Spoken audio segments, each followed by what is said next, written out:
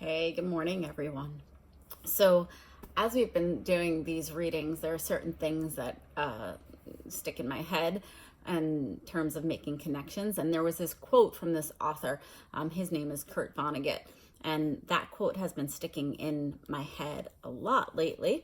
And I don't want to misquote, but it's someone gets into trouble, then gets out of it again. People love that story. They never get tired of it, right? And so that's what a lot of our fiction stories are about, right?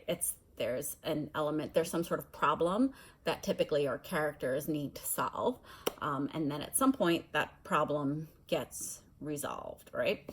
And so when we're talking about fiction, stories that are not real, we have different types of fiction. We have historical fiction, which is a made-up story about a real moment in time. And we have realistic fiction, which is a story that could be all the elements, could happen. It's just that they hadn't really happened in real life. Somebody made up the story. And then we have Harry Potter, which falls into kind of the fantasy category. And we know that this is a fantasy story, a fiction story, largely because it contains elements of magic. So we have things in the story. We certainly have a school of witchcraft and wizardry, and we've seen Harry perform some magic, and some of the other characters perform some magic. We see things like dragons and owls and all of these animals who have certain magical qualities beyond what we know to be true in the regular world about animals. So we know that that is a piece of fantasy fiction, right?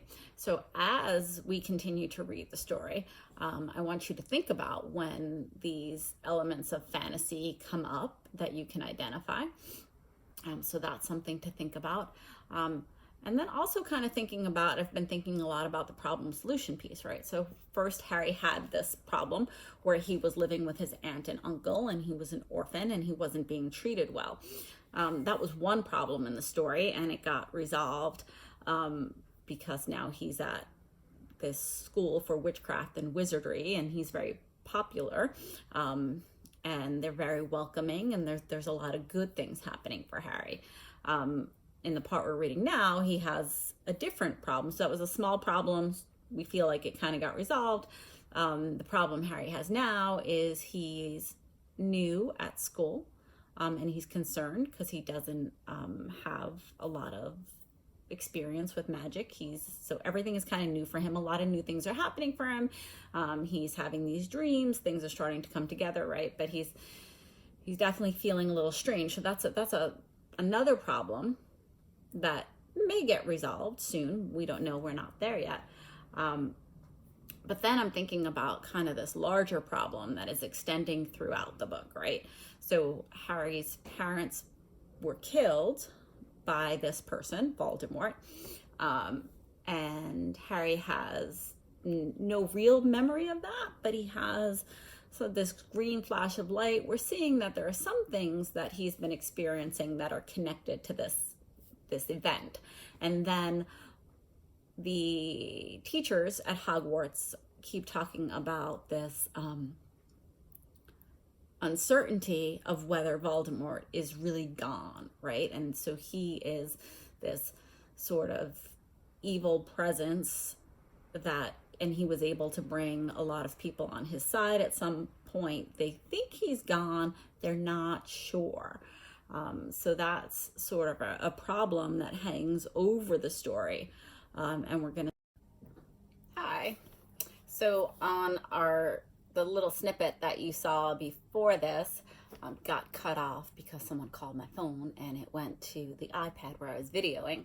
And so the last part got cut off, right? But two things that we were talking about in the intro is looking at how problems and solutions occur throughout a story, and how we identify elements of a story genre, in this case, fantasy fiction. So we're going to keep reading our story. We're up to chapter 8, The Potions Master, and we're going to keep those things in mind. You can also keep other things in mind that we've talked about earlier in the story. You can, think about the characters in your head. You can think about what characters look like. You can think about what the scene looks like.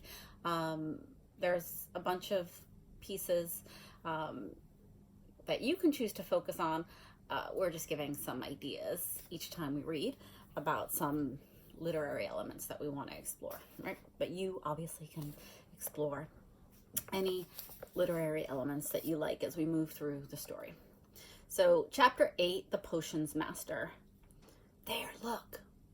Where? Next to the kid, the tall kid with the red hair, wearing the glasses. Did you see his face? Did you see his scar? Whispers followed Harry from the moment he left his dormitory the next day. People were lining up outside classrooms, standing tiptoe to get a look at him, or double back to pass him in the corridors again, staring. Harry wished they wouldn't, because he was trying to concentrate and find his way to class. There were 142 staircases at Hogwarts, sweeping ones, narrow ones, rickety ones, some that led somewhere different on Friday, some with vanishing steps halfway up that you had to remember to jump over. Then there were doors that wouldn't open unless you asked politely, or tickle them in the exact right place, and doors that weren't really doors at all, but solid walls just pretending. It was also very hard to remember where anything was because it all seemed to move around a lot. The people in the portraits kept going to visit each other, and Harry wasn't sure, but he thought the coats of armor could walk.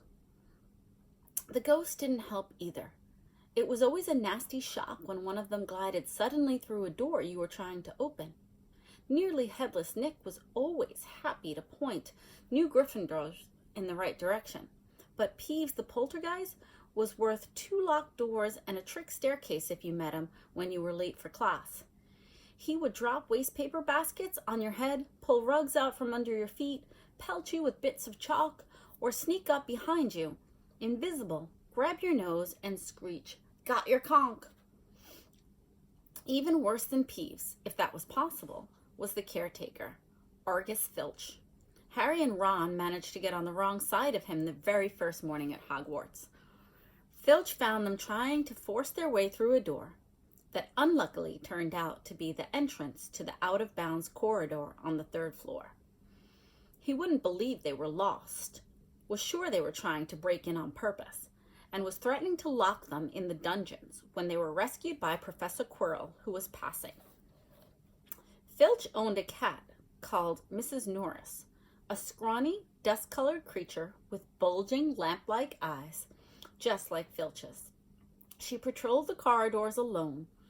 Break a rule in front of her, put just one toe out of line, and she'd whisk you off for Filch, who'd appeared to be wheezing 2 seconds later. Filch knew the secret passageways of the old school better than anyone, except perhaps the Weasley twins, and could pop up as suddenly as any of the ghosts. The students hated him, and it was the dearest ambition of many to give Mrs. Norris a good kick. And then, once you had managed to find them, there were other classes. There were the classes themselves. There was a lot more to magic, as Harry quickly found out, than waving your wand and saying a few funny words. They had to study the night skies through their telescopes every Wednesday at midnight, and learn the names of different stars and the movements of the planets. 3 times a week, they went out to the greenhouses behind the castle to study herbology with a dumpy little witch called Professor Sprout, where they learned how to take care of the strange plants and fungi and found out what they were used for. Easily, the most boring class of all was the history of magic, which was only taught by one professor, a ghost. Professor Binns had been very old indeed when he had fallen asleep in front of the staff room fire and got up the next morning to teach, leaving his body behind him. Binns donned on and on while they scribbled names and dates down. got Emmerich the Evil and Ulrich the Oddball all mixed up. Professor Flitwick, the charms teacher, was a tiny little wizard who had to stand on a pile of books to see over his desk. At the start of their first class, he took the roll call, and when he reached Harry's name, he gave an excited squeak and toppled out of sight. Professor McGonagall was again different. Harry had been quite right to think she wasn't a teacher to cross. Strict and clever, she gave them a talking to the moment they sat down for their first class. Transfiguration is some of the most complex and dangerous magic you will learn here at Hogwarts, she said. Anyone messing around in my class will leave and not come back. You have been warned. Then she changed her desk into a pig and back again. They were all very impressed and couldn't wait to get started, but soon realized they weren't going to be changing furniture into animals for a very long time. After taking a complicated list of notes, they were each given a match and started to try to turn the match into a needle. By the end of the lesson, only Hermione Granger had made any difference to her match. Professor McGonagall showed the class how it had gone all silver and pointy and gave Hermione a rare smile. The class everyone had really been looking forward to was Defense Against the Dark Arts, but Quirrell's lessons turned out to be a bit of a joke. His classroom smelled strongly of garlic, which everyone said was to ward off a vampire he'd met in Romania and was afraid to come get, and he was afraid would be coming back to get him one of these days. His turban, he told them, had been given to him by an African prince as a thank you for getting rid of a troublesome zombie. But they weren't sure they believed his story. For one thing, when Seamus Finnegan asked eagerly to hear how Quirrell fought off the zombie, Quirrell went pink and started talking about the weather. For another, they noticed that a funny smell hung around the turban, and the Weasley twins insisted that it was stuffed full of garlic as well, so that Quirrell was protected wherever he went. Harry was very relieved to find out that he wasn't miles behind everyone else. Lots of people had come from the Muggle families, and like him, hadn't any idea that they were witches or wizards. There was so much to learn, even people like Ron didn't have much of a head start. Friday was an important day for Harry and Ron. They finally managed to find their way down the Great Hall for breakfast without getting lost once. "What have we got today?" Harry asked Ron as he poured sugar on his porridge. "Double potions with the Slytherins," said Ron. "Snape's head of the Slytherin house. They say he always favors them. We'll be able to see if it's true." Wish McGonagall favored us," said Harry. Professor McGonagall was the head of Gryffindor house, but it hadn't stopped her from giving them a huge pile of homework the day before. Just then the mail arrived.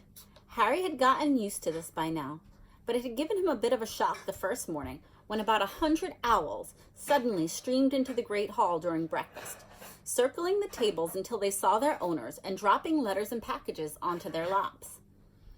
Hedwig hadn't brought Harry anything so far. She sometimes flew in to nibble on his ear and have a bit of toast before going off to sleep in the owlery, with the other school owls. This morning, however, she fluttered down between the marmalade and the sugar and dropped a note onto Harry's plate. He tore it open at once. It said in a very untidy scrawl, "Dear Harry, I know you've got Friday afternoons off, so would you like to come and have a cup of tea with me around 3? I want to hear all about your first week. Send us an answer back with Hagrid." Harry borrowed Ron's quill and scribbled yes. "Please see you later" on the back of the note, and sent Hedwig off again. It was lucky that Harry had tea with Hagrid to look forward to, because the potions lessons turned out to be the worst thing that had happened to him so far. At the start of the term banquet, Harry had gotten the idea that Professor Snape disliked him. By the end of the first potions lesson, he knew he'd been wrong. Snape didn't dislike Harry. He hated him. potions lessons took place down in one of the dungeons. It was colder here than up in the main castle, and would have been quite creepy enough without the pickled animals floating in glass jars all along the walls.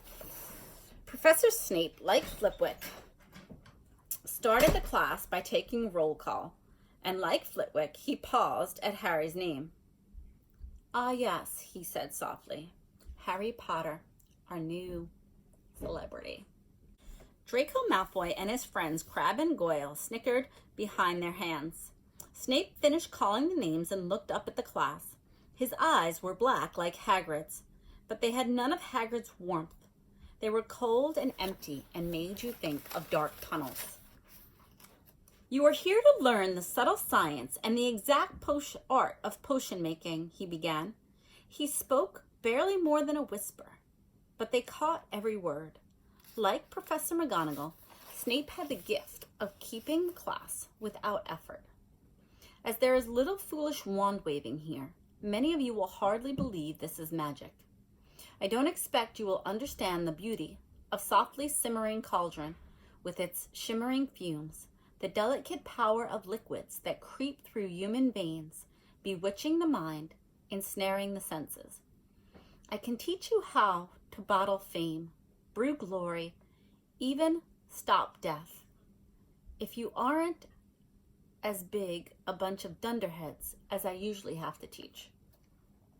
More silence followed this little speech. Harry and Ron gave exchanged looks with raised eyebrows. Hermione Granger was on the edge of her seat, and she looked desperate to start proving that she wasn't a dunderhead. "Potter," said Snape suddenly, "what would I get if I added powdered root of asphodel to an infusion of wormwood?" "Powdered root of what to an infusion of what, Harry?" Harry glanced at Ron, who looked as stumped as he was. Hermione's hand shot into the air. "I know, sir." I don't know," said Harry. Snape's lips curled into a sneer. "Tut, tut, fame clearly isn't everything." He ignored Hermione's hand. "Let's try again, Potter. Where would you look if I told you to find me a bezoar?" Hermione stretched her hand high into the air as it would go, without leaving her seat. But Harry didn't have the faintest idea what a bezoar was. He tried not to look at Malfoy, Crabbe, or Goyle, who were shaking with laughter. "I don't know, sir." "Thought you wouldn't open a book before coming, eh, Potter?" Harry forced himself to keep looking straight into those cold eyes.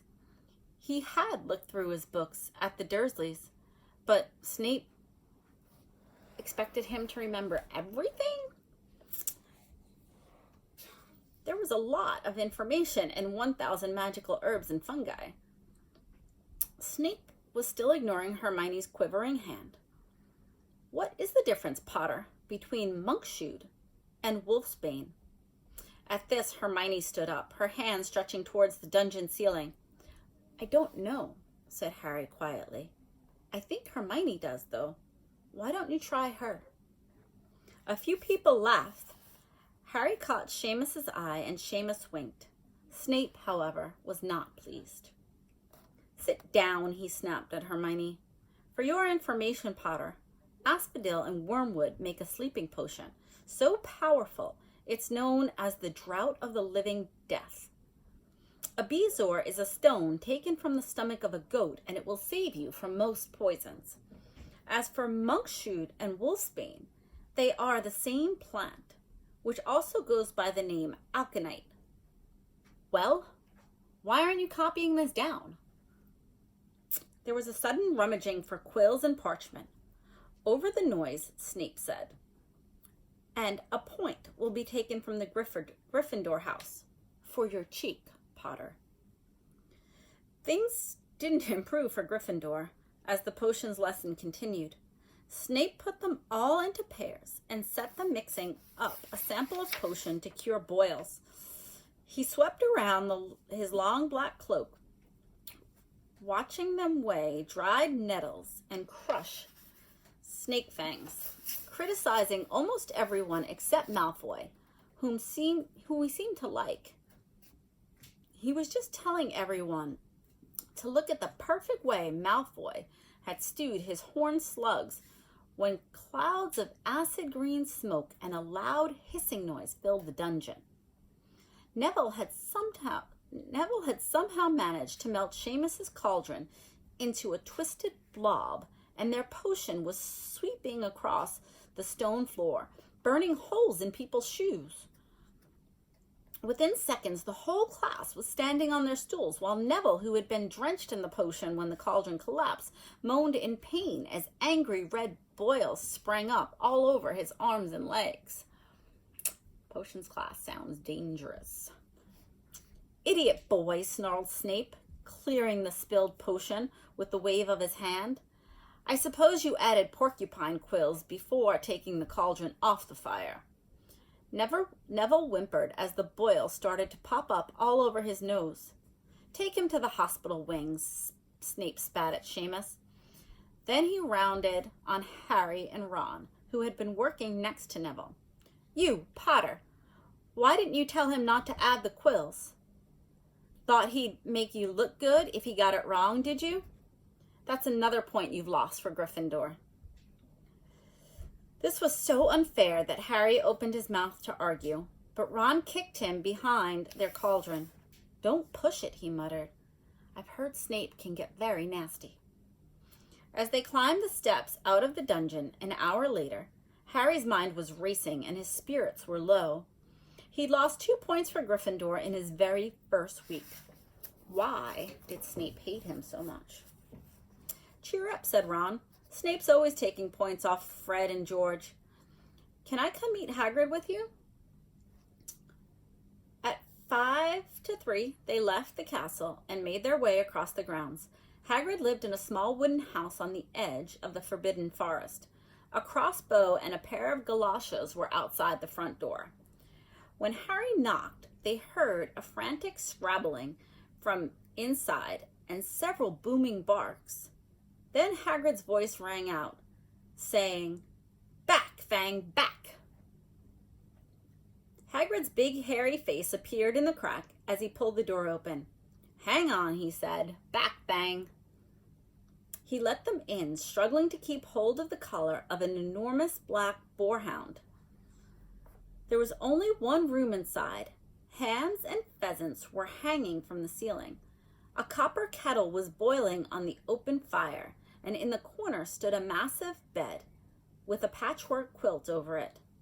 Make yourselves at home, said Hagrid, letting go of Fang, who bounded straight at Ron and started licking his ears. Like Hagrid, Fang was clearly not as fierce as he looked. This is Ron, Harry told Hagrid, who was pouring boiling water into a large teapot and putting rock cakes onto a plate. Another Weasley, eh? Hagrid was glancing at Ron's freckles.